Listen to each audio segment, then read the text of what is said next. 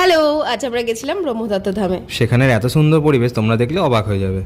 আমাদের ওখানে পৌঁছতে অনেকটা সময় লেগে গেছিল, আমরা বুঝতে পারিনি যে ওখানে যেতে এতটা সময় লেগে যাবে, কারণ গুগল বাবাজি আমাদের 35 মিনিট সময় দেখাচ্ছিল।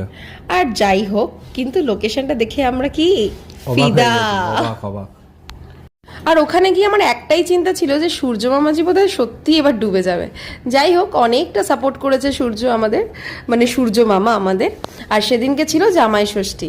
তো যাই হোক, আমরা বিকেলবেলা বেশ খেয়ে দিয়ে সুন্দর করে বেরিয়েছিলাম। দুর্ভাগ্যবশত একটু দেরিতে পৌঁছেছি। আর যদি তোমাদের এখানে আসতে ইচ্ছা করে, জায়গাটা অপূর্ব সুন্দর, তাহলে যে নিয়মাবলীগুলো দেওয়া আছে সেগুলো পজ করে অবশ্যই দেখে নিও, কারণ এখানে অনেক নিয়ম রয়েছে যেগুলো সময়ের আগে চলে এলে বা পরে চলে এলে তোমরা ঢুকতে পারবে না, কারণ মন্দির বন্ধ থাকবে। আর এটা বলা বাহুল্য, জায়গাটা অনেকটাই বড় আর স্পেসিয়াস। আমাদের এই জায়গাটা এক্সপ্লোর করতে করতেই পুরো সময় কেটে গেল।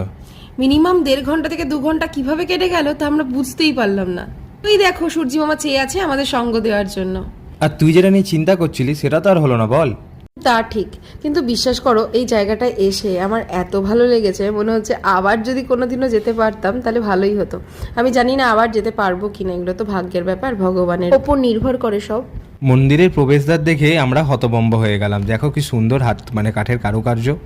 সিরিয়াসলি, কাঠের কারুকার্য তো আছেই, প্লাস জায়গাটা এত সুন্দর লাইটিং টাইটিং দিয়ে, মানে সাংঘাতিক লাগছে।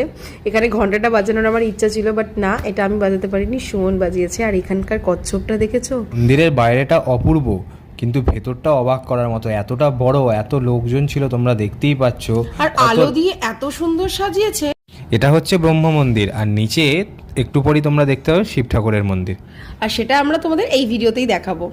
আর এই মন্দিরের আরও অনেক ভাগ আছে, যেমন তোমরা একটু পরেই দেখতে পাবে যে অনেক জায়গায় রয়েছে তোমার প্রথম ধাম, তৃতীয় ধাম, দ্বিতীয় ধাম বলে। আর সেগুলো তোমরা পজ করে দেখে নিতে পারো যদি চাও। তোমরা এখানে এলে অনেক ছবি তোলার জায়গা পাবে, এতটা সুন্দর প্রিসিয়াস জায়গা না, তোমরা অবাক হবে। এই যে শিব ঠাকুরের মন্দির দেখা যাচ্ছে, দেখো। আর এটা একটু জুম করে নিলাম, তার কারণ হচ্ছে গিয়ে এই অনেকটা জায়গা তো, তাই জন্য একটু স্পিডটা বাড়িয়ে দিয়েছি আর কি। এই যে ভগবান, আমরা দর্শন করলাম এবং বাইরে বেরিয়ে এলাম। আমরা চাইলে থাকতেই পারতাম, কিন্তু অনেকটা বাড়ি ফিরতে দেরি হয়ে যায়। আস্তে আস্তে দেখো রাত হয়ে আসছে। ভিডিওটা এখানেই শেষ করলাম।